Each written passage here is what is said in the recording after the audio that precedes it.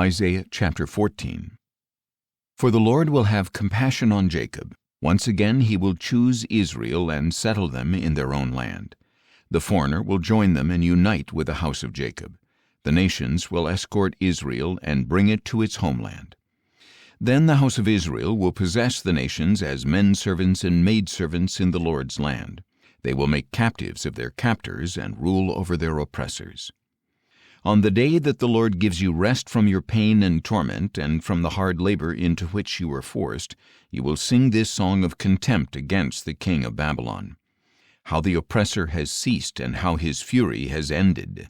The Lord has broken the staff of the wicked, the scepter of the rulers. It struck the peoples in anger with unceasing blows. It subdued the nations in rage with relentless persecution. All the earth is at peace and at rest. They break out in song. Even the cypresses and cedars of Lebanon exult over you. Since you have been laid low, no woodcutter comes against us. Sheol beneath is eager to meet you upon your arrival. It stirs the spirits of the dead to greet you, all the rulers of the earth. It makes all the kings of the nations rise from their thrones. They will all respond to you, saying, "You too have become weak as we are. You have become like us. Your pomp has been brought down to Sheol, along with the music of your harps. Maggots are your bed and worms your blanket. How you have fallen from heaven, O day star, son of the dawn! You have been cut down to the ground, O destroyer of nations. You said in your heart, I will ascend to the heavens. I will raise my throne above the stars of God. I will sit on the mount of assembly in the far reaches of the north.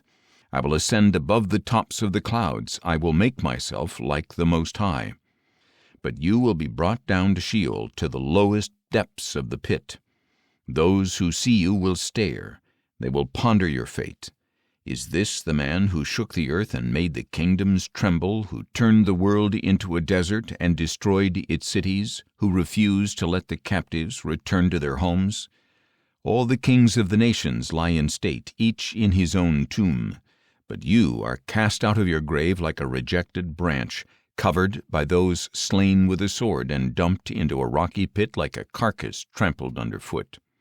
You will not join them in burial, since you have destroyed your land and slaughtered your own people. The offspring of the wicked will never again be mentioned.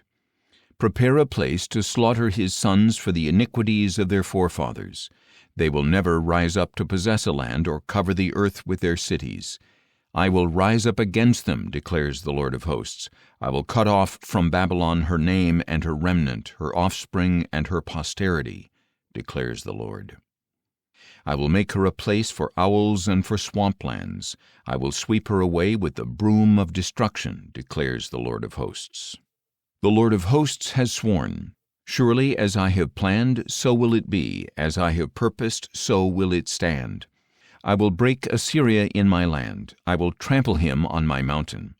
His yoke will be taken off my people and his burden removed from their shoulders.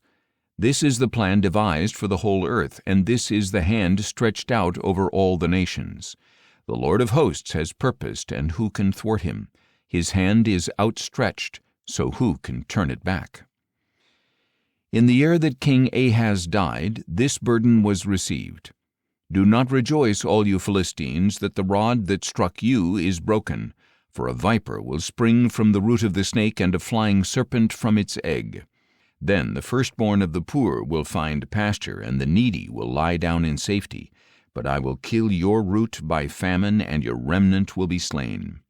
Wail, O gate, cry out, O city, melt away, all you Philistines. For a cloud of smoke comes from the north, and there are no stragglers in its ranks. What answer will be given to the envoys of that nation? The Lord has founded Zion, where his afflicted people will find refuge.